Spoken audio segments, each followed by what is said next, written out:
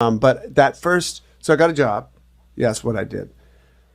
There was a newspaper called The Recycler, which was, you could get everything from, washing machines and lawnmowers, cars. It's still around, isn't it? It might be still around. And it comes in like little magazine things as you're walking on Hollywood. You can open it up. Right. And they had musicians wanted musician things in the back. And I went through this, like, what am I going to do?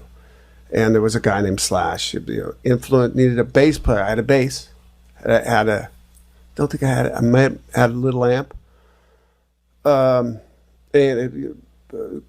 Influences are Aerosmith and Fear and Alice Cooper. I'm like, that's right up my alley. Punk rock was the hardcore kind of coming in, taking punk rock out of what it originally was, which was this kind of open thing where everybody was invited, into this more restrictive, uniformed thing.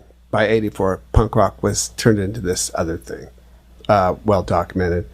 So I looked at this Aerosmith, Fear, Alice Cooper. The guy's name was Slash, and I thought, my name's Duff. He's a punk rock guy now, looking to make whatever's next ours. And I went and met Slash and Steven Adler down at the Cantor's restaurant. Wow.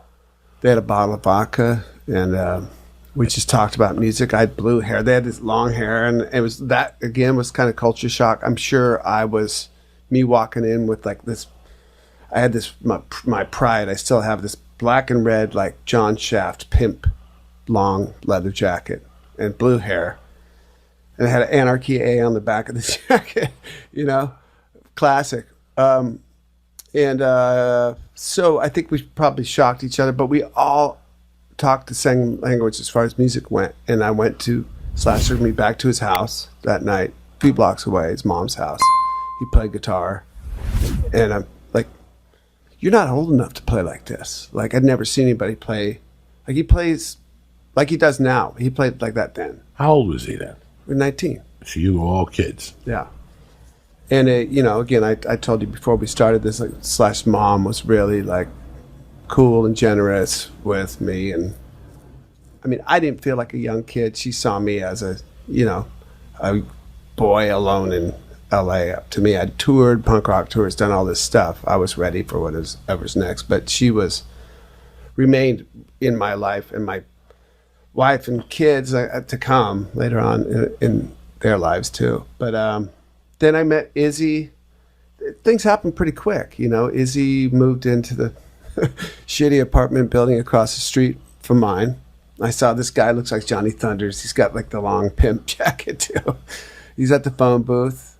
And we talked, and he goes, I'm starting this band.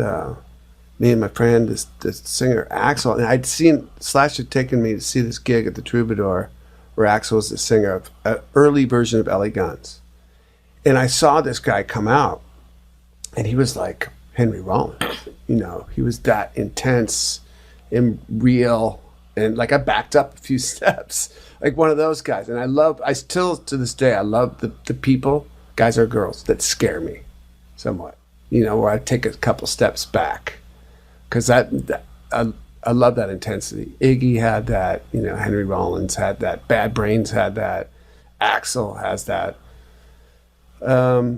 Anyhow, long story short, we started playing, all 5 of us together, within maybe 4 months of me being here. So now it's 85? It's 85. I think our first gig ever was June of 85. I could be completely wrong. Somebody's going to call in and say he's totally wrong. But I think it was June 85 of that